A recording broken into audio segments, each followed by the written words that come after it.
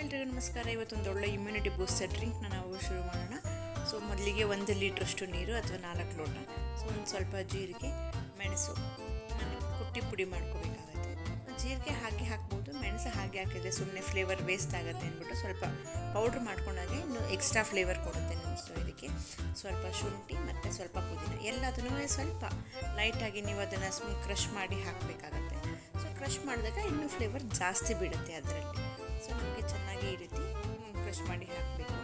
So ಇಲ್ಲಿ ಜೀರಿಗೆ ಇದೆ, ಮೆಣಸಿದೆ, ಶುಂಠಿ ಇದೆ, ಪುದೀನ ಸೊಪ್ಪಿದೆ.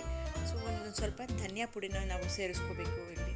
ಸೊ ಒಳ್ಳೆ ರೆಮಿಡಿ ಇದು, ಕೆಮ್ಮಿಗಾಗಲಿ, ಶೀತಕ್ಕಾಗಲಿ, ಅಜೀರ್ಣ ಆಗಲಿ, ಹೊಟ್ಟೆ ಬ್ಲೋಟ್ ಆಗೋದಾಗಲಿ ಹಾಕೋ. ಸೊ ಮಕ್ಕಳು ಕುಡಿಯೋದ್ರಿಂದ ಇಲ್ಲಿ ನಾನು ಸ್ವಲ್ಪ ಬೆಲ್ಲ ಹಾಕ್ತಾಯಿದ್ದೀನಿ. ಆಪ್ಷನಲ್ಲಿ ನೀವು ಬೇಕಾದ್ರೆ ಜೇನುತುಪ್ಪನ ಬಳಸ್ಕೋಬೋದು ಬೆಲ್ಲದ ಜಾಗದಲ್ಲಿ. ಸ್ವಲ್ಪ ದೊಡ್ಡ ಪತ್ರನ ನಾನು ಹಾಕ್ತಾಯಿದ್ದೀನಿ. ಈ ಚಳಿಗೆ ಮಕ್ಕಳು ಪದೇ ಪದೇ ಕೆಮ್ಮು ಶೀತಕ್ಕೆ ಒಳಗಾಗ್ತಾರೆ, ಹಾಗಾಗಿ ದೊಡ್ಡ ಪತ್ರೆ ಅಂತೂ ಒಳ್ಳೆ ರೆಮಿಡಿ. ಸೊ ಅದನ್ನು ಚೆನ್ನಾಗಿ 1 ಲೋಟ ಕಡಿಮೆ ಆಗೋವರೆಗೂ ನಾವು ಚೆನ್ನಾಗಿ ನೀರನ್ನು ಕುದಿಸ್ಬಿಟ್ಟು ತಣ್ಣಗಾದಮೇಲೆ ನಿಂಬೆಹಣ್ಣನ್ನು ಸೇರಿಸ್ಬಿಟ್ಟು ನಾವು ಸೋಸ್ಕೊಂಡು ಕುಡಿಬೇಕಾಗುತ್ತೆ.